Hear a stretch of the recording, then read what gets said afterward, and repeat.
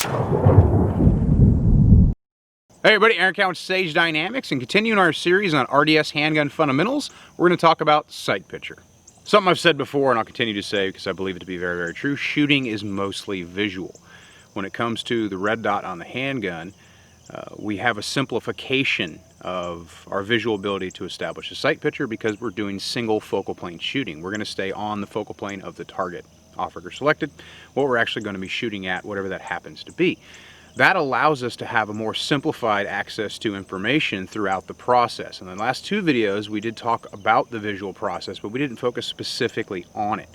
When we talk about sight picture, some people may think that it's a very simplified process, especially if you're just, if you're not really adapting to or starting to use seriously the red dot system on the handgun. If you've used a red dot on a rifle or a red dot in general, you're already kind of intuitively aware of what I'm going to be talking about. So this video isn't necessarily to insult anyone's intelligence, of course, but it does have some different fundamental nuances when it comes to the handgun coming over from the rifle, which is where most people are going to have their RDS experience, is going to be from the rifle to the handgun. So as with the previous two videos that we've done, this one isn't for someone who necessarily has a great deal of experience in the red dot handgun, although it may be helpful for them as well. This is geared for people just getting into it. And the last thing I want to see happen with shooters is those who don't have the ability or haven't yet had the opportunity to take a red dot handgun class.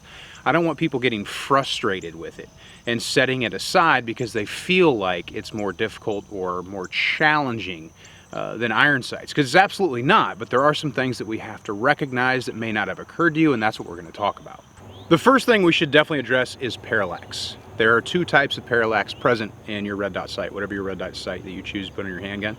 You've got focus parallax and alignment parallax. Focus parallax completely out of your control, because focus parallax is determined by the manufacturer, and it's the distance at what the dot is set for focus point, which is generally a good idea to zero at that distance, although you don't have to. So like, just for example, gun I'm using, FN509, I'm shooting it with a Trijicon RMR, which is 25 yards focus parallax. The apparent parallax, the alignment parallax, is the one that kind of gets in people's heads a little bit. A lot of manufacturers will quote their optics as being near parallax free or parallax free, which is not technically true. Near parallax free can be true depending on the optic, size of the window, curvature of the glass, and a bunch of other factors that we don't necessarily have to get into for the purpose of this. Ideally, every shot we take, we want the dot to be as close to the position in which it was zeroed as possible. One thing that people start to get in their heads about is trying to center that dot perfectly in the glass before they break the shot. You don't have to do that depending on what kind of hit you're looking for, the size, point of aim, distance, other factors. Something to do in order to build confidence in that is to start exploring purposely what kind of hits you get when you introduce parallax into the sight picture.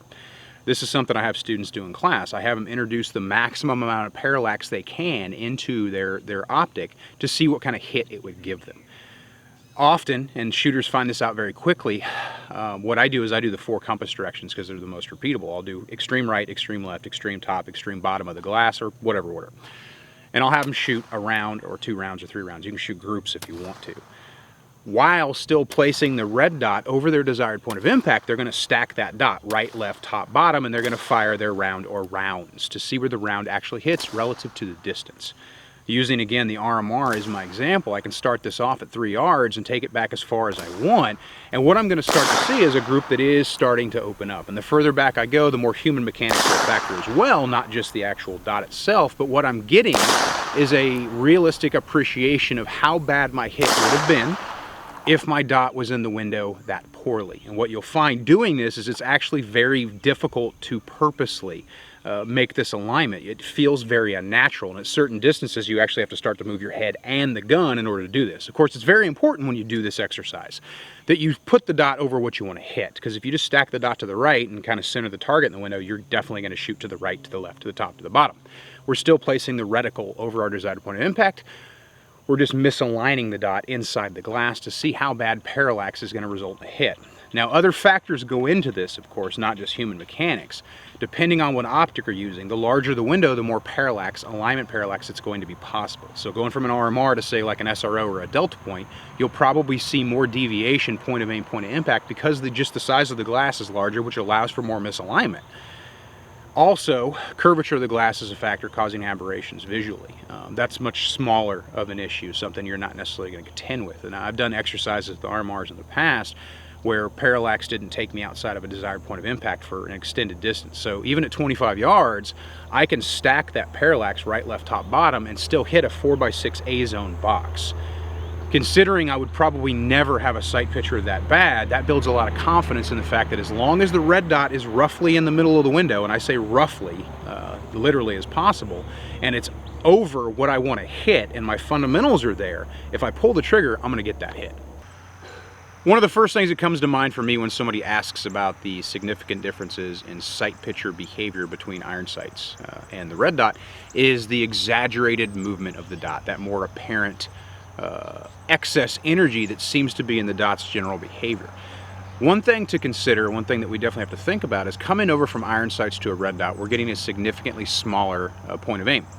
Meaning on iron sights, depending on your length of reach, your arm, actually how far away the gun is from your face, literally, and the iron sights you're using. So if we, just for an example, we take like a .125, which is a very common front sight width for night sights, and we take like a 30-inch reach, we are well over 10 MOA. In fact, I'll put this chart up now. This was done by one of my alumni, Earl Ann, to show arm reach to front sight width, what your apparent MOA actually is. So as that example, we're looking at over 10 MOA for a very common front sight width. Depending on your arm length, of course, it's going to vary. Closer versus further is going to alter the apparent size of that front sight post. So let's just take that example. Let's just, kind of use that nice even number of, let's say your arm reach gives you a 10 MOA front sight post.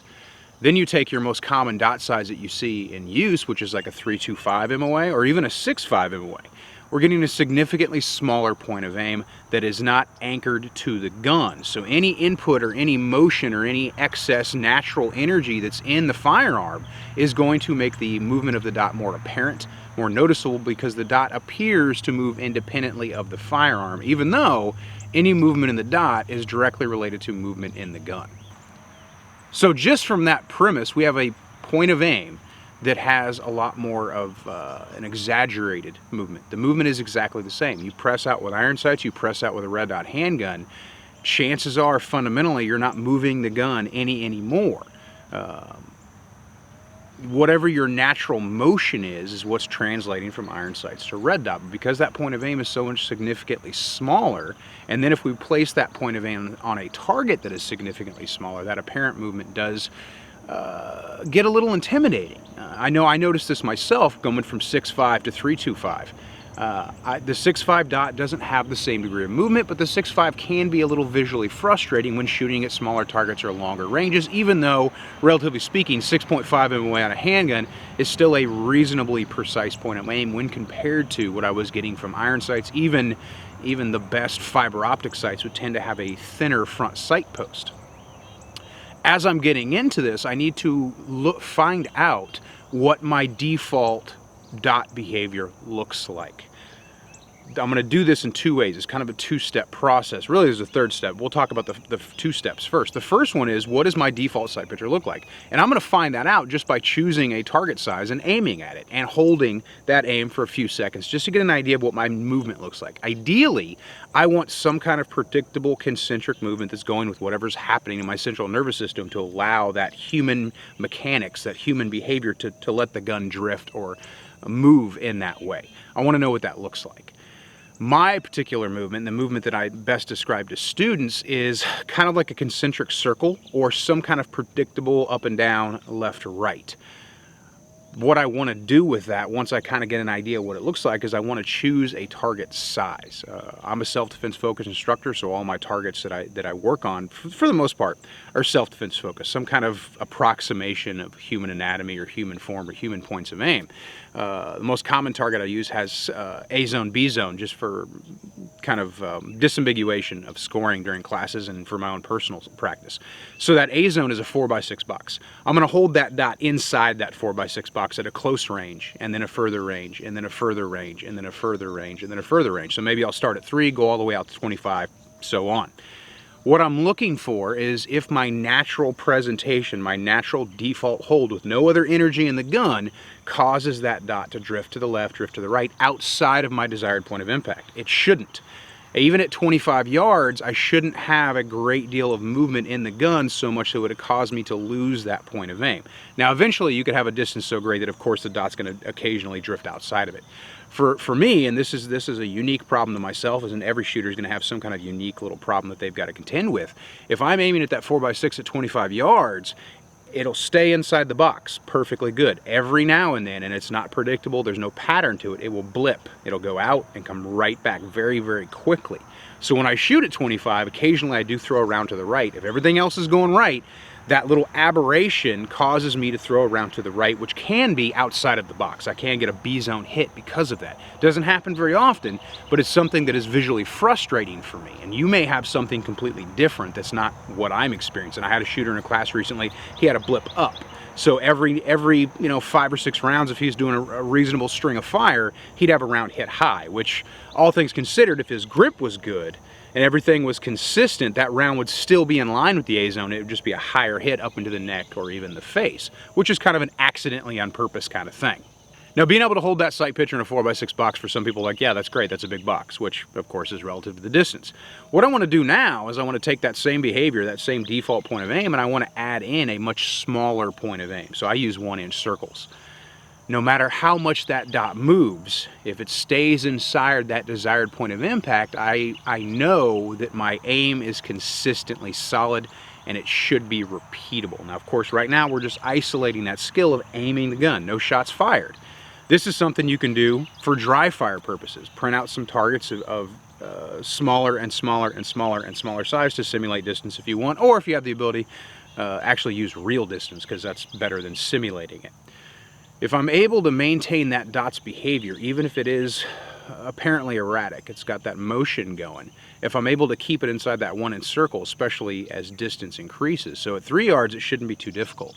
If I move it out to, say, 10 or 15, much, much more difficult, relatively speaking, to keep that dot inside that desired point of impact. Most people at those distances for shooting that small are kind of using a hybrid between timing and natural presentation to make that initial shot. So right now, all we're doing is isolating that default point of aim, what our natural at-rest point of aim is. What you'll notice is the longer you do this, the more you start to fatigue. A number of reasons for that. Of course, muscle tension is a thing. The longer we hold the gun up, the more movement is going to naturally kind of become apparent in our sight picture, because we are starting to fatigue. If we don't physically feel it, it is happening. Another thing, and this is something that I encourage everybody to research, is something called the Troxler effect, which is a kind of a visual aberration that occurs the longer we stay in an optic. Those things are going to be something you're going to contend with. It's not a matter of if, it's a matter of when, both for fatigue and for Troxler effect. That's something we have to deal with. But for the purposes of what we're looking at what an ideal sight picture looks like. Now, once we start incorporating shots fired, but even before that, the draw stroke, we have some other issues we have to contend with. No matter how precise your draw stroke is, it is going to add in the occasional aberration to the technique based on how well the gun is presented and initially acquired by the eye. In the last video, we talked a lot about that draw stroke. We also talked about grip. Those two things now combine to give us what our ideal sight picture is going to look like for that initial shot, and then every shot after that. The draw stroke has a lot of excess energy in it. So if I'm drawing the gun and presenting it, no matter how mechanical and practiced my presentation is, it's never going to be exactly the same. And the dot is going to be a big kind of a speedometer, if you will, or a measurement of how precise that presentation is. So if I'm choosing my target size again, I'll take my 4x6 box and I'll draw and present the gun. What I want to know, and I can do this with dry fire and then incorporate rounds into it later, is how long it takes me to stabilize that dot, if at all, on that draw stroke. So if I'm drawing and aiming at that 4x6 box, how long visually does it take that dot to stop moving, bleed off the excess motion from the draw stroke, and then go back to what I learned on my first practice, which is literally isolating the sight picture. So if I isolate the sight picture, get an idea what it looks like, put the gun away. Then I draw and present. How long does it take from the draw stroke presentation, the first acquisition of the dot, for the dot to bleed off all that excess energy from the draw stroke and go back to that concentric motion. The ultimate measure of that, of course, is going to be putting it on a shot timer. I'm not going to set a par time necessarily. What I'm going to do is I'm just going to initiate my draw stroke off of the tone, the beep, whatever. I'm going to draw, present the gun, and I'm going to fire one round. After I fired that one round, I'm going to visually replay what that sight picture looked like in my head. I'm going to holster the gun up, and then I'm going to do it again and again and again and again and again. And I'm going to get a sample size of presentations, and this is just me being very data oriented, I'll even write down my performance times. Now, there is going to be some deviation in performance based on draw stroke, so that's something that we don't necessarily, like I said, we can't repeat it mechanically exactly the same way every single time. No matter how perfect we attempt to be at something, no matter how proficient we are at something, we do have impulse variability, which means even if I'm skilled at a technique, every now and then I make a small mistake or a large mistake, and I don't necessarily know why it occurred. So it could be something as simple as not seating my support hand properly correct. When the gun comes out, the dot appears in front of my face. I have to take a small amount of time to correct that motion before I'm able to make the shot. And then I'll replay it in my head and be like, why did that happen? That's a totally different conversation. I could probably do a whole video on that might bore people to tears. What we're looking for is a map, a heat map, if you will, like I've talked about before in other videos, of accuracy compared to time. And that gives me an idea of how efficient my presentation is. Now, distance, of course, is the factor in this, right? The closer the target is, the less time relatively it's going to take me to kind of bleed off the excess energy from that dot, take the shot. If I use a smaller point of aim, which is going to be my next graduated step, I don't even necessarily have to increase distance, I just have to choose a smaller point of aim. So I might go from that 4x6 box to that 1-inch circle. And I'm going to do rep after rep after rep after rep just to isolate how efficient my sight picture is. That's just one round. The only energy in the dot's initial presentation is bleeding off from the draw stroke. After I pull that trigger, I then have to contend with, well, recoil. We talked a lot about recoil when we talked about grip, and everything ultimately comes back to grip, because grip determines ultimately when you get that red dot back, how efficiently you get it and how you're able to use it. So because I'm a human being and it's very hard for me to deliver exactly the right amount of pressure I need, be it inward, linear, or downward, to control the recoil of the gun and just have a good grip in general, I have to be aware of some kind of aberrations that take place and make every effort I can to correct them. So negative recoil is something I definitely worry about as I start to increase my cadence. The faster I shoot, the more likely that dot is to bounce up and come down and pass where I want it to go, and then have to naturally reset. A lot of this happens subconsciously. We see and process much faster than we can consciously appreciate the way things that are happening. So you're making a lot of small corrections in your presentation, your dot behavior, without any real conscious input, especially for shooting closer and faster. If I move a target out to 25 or even 50 yards, there's a higher degree, I should say, of concentration that goes into that based on the difficulty, but also because I'm going to have to shoot slower because of the distance. The closer we are to the target, the faster we have to visually process what's occurring. But the good thing on that is the better able our body is to give us that natural presentation to be able to repeat the performance. So if you stand at 3 yards and you fire a 10-round group really, really fast, and it's not one nice ragged hole, maybe the size of a quarter, and you don't actually remember using 10 individual sight pictures, you waited until you had visual data and pressed the trigger again and again and again and again, and you may not even consciously have processed that. Conditions hadn't changed. The distance was still the same. Point of aim was still the same. So all you were waiting for was a visual cue to press that trigger. What we have to deal with as we increase distance is the delay between when we say pull the trigger and when the trigger actually gets pulled, because there's a measurable amount of time that occurs in between brain sending signal and finger pulling trigger. Most people can't appreciate that because it happens so very quickly, but the target is ultimately going to tell the tale of how efficiently you processed your visual cue and then sent the signal to pull the trigger. And that's all sight picture based. The sight picture itself moves at the speed of light. Our ability to process it, there's a more recent study that MIT put out, it's 13 milliseconds. We're able to begin processing and using visual data 13 milliseconds. Of course, the quality of that data is going to determine how quickly we actually put it to use. So we have the speed of light, And then we have the much slower, relatively speaking, 13 milliseconds of ability to begin processing that information. Now, to put things in perspective, if you're not aware of how fast 13 milliseconds is, you take a shot timer beep, you know, your average Pac-2 shot timer, you press a button, it goes off, beep, that's 300 milliseconds, 3/10 of a second. So 13 milliseconds is considerably faster than that beep. But the delay is still there.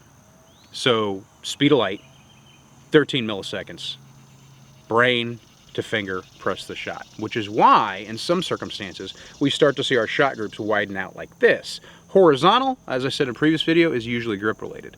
Vertically is that visual timing. How am I timing my shots? And this goes into sight picture. So the way that I overcome this, the way that I kind of hack the system, if you will, is I'm always looking to press the shot when the dot is touching the first acceptable place I'm okay with a hit. This is not only with my initial shot out of the holster, but every shot after that. So if I am shooting, I wouldn't even say cadence, but I'm going to fire 3 or 4 rounds, distance dependent, of course, but as soon as that dot touches the first place I'd be okay with a hit, as it comes back from recoil, I'm going to press that shot. And what's actually going to happen is by the time that signal reaches my trigger finger to pull the trigger, the dot has now gone closer to where I optimally want the rounds to hit, which is center mass. Of course, just for the basic fundamentals, we're talking about the sight picture as applied to traditional, luxurious, two-handed shooting. We're not really going to get into, at least in this video, the sight picture that you get from one-handed shooting. The big takeaways, the big things to think about when you're presenting the gun and you're first getting into the red dot is get used to the wobble. I had a rifle instructor used to tell me to embrace the wobble. And the wobble is something we notice on the rifle as well. And of course, this may not have occurred to you, although it probably did. The biggest takeaway from the rifle and the biggest difference between the rifle and the handgun is the rifle has way more points of contact. We've got the stock, the cheek, 2 hands. On the handgun, we've just got 2 hands. The further away those hands are from our body, the more apparent movement appears in the sight picture. And that's something you can test yourself. You can lock all the way out and then just use that ideal slight bend at the elbows, and you'll notice a significant difference, probably, in the dot's general behavior. That dot, like I said in the beginning of the video, isn't moving any more than that iron sight is. There's this common belief, usually among the unfamiliar, that the red dot is slower, or it's slower up close, which is absolutely can't be true at all, because my sight picture is moving at the speed of light. And of course the argument can be made, well, the sight picture on the iron sight is moving at the speed of light. And you're absolutely correct, because photons are how we see. However, the iron sight requires me to visually reacquire or reaccommodate different visual planes in order to properly use it. And of course, distance and difficulty of the target, lighting conditions, a bunch of other factors in there. But just looking at things comparatively, let's put them on the same even playing field. That single focal plane shooting allows me to notice those small intricacies of movement much, much more. And that can be a little overwhelming if it's something that I'm not necessarily used to, which is what happens when we first pick up that red dot handgun. Another factor that we have to contend with is there's a lot of collective knowledge. We've got, centuries at this point of collective knowledge regarding iron sight use. Some good, some bad, some great advice. With the red on the handgun, we have a core competency, but the collective knowledge is not as widespread yet, which is why we still have people who don't even realize the very simple biological factor of the red dot is always going to be more advantageous as a sighting system because it requires one focal plane. Once we get everybody on the same page with that, I think we're going to make much greater inroads towards this type of stuff becoming common knowledge, but we're not there yet. I'm going to continue to do my part to help you guys out as much as I can. Once we've got the draw stroke and the acquisition done, and then we factor in grip and we start using that dot as a diagnostic tool as well as a point of aim, sight picture should become much more comfortable for you. You're still going to get more apparent movement. Even today, all the rounds I've got on red dot handguns, if I look through iron sights and I pick up a red dot gun and press it out at the same point of aim at the same distance, the dot moves around more because my brain is still focused on the motion that is present relative to the size, relative to the distance, and that's something I'm probably always going to notice, but I've gotten more comfortable with it. And the best way to get comfortable with it is to choose a reasonably sized target based on distance and skill set and shoot through the movement. And this is the last kind of drill that I'd recommend, at least for this video series, is take a reasonable but a small point of aim and just let the dot move. and press your shots through it, and force yourself, no matter how much you want to try to input correction, force yourself to keep pulling the trigger as long as the red is covering what you want to hit. What you're probably going to notice is you're going to shoot a tighter group if the fundamentals were there. You're going to shoot a tighter group than you thought you would, because it seemed like the dot was bouncing all over that 4x6 box, which in reality, it wasn't moving any more than iron sights would have. The dot is significantly smaller than the point of aim, which makes sense. The dot is also significantly smaller than the direction of travel and the round placement that you're going to be delivering on the target. So even if it seems to be bouncing all over that 4x6 box like a Jackson Pollock painting, if all the rounds were in the 4x6 box, I met the standard, if that was my desired point of impact. If I then take a 1-inch circle and do the same drill and it seems to be moving all over that 1-inch circle, the goal is to put a bullet in the 1-inch circle. So no matter where the dot's at in the 1-inch circle, if the fundamentals are correct, I get the hit that I wanted, so mission accomplished again. That's a good way for us to get more comfortable with that natural movement. There are some other very cool techniques and very cool diagnostic tools that we could introduce into this. Unfortunately, I don't want to make this video any longer than it already is. I wanted to keep these as short as possible, which is kind of a struggle for me because I like to be thorough. And hopefully you guys appreciate that. And if you don't, go watch some other channel. I will be talking about some specific techniques and heat mapping drills and tests that I do for my own personal skin, and I have students run them in classes as well in the future, but I'm not going to put them in this video. So for right now, hopefully with these 3 videos I've covered on the fundamentals of red dot, I've been able to help somebody.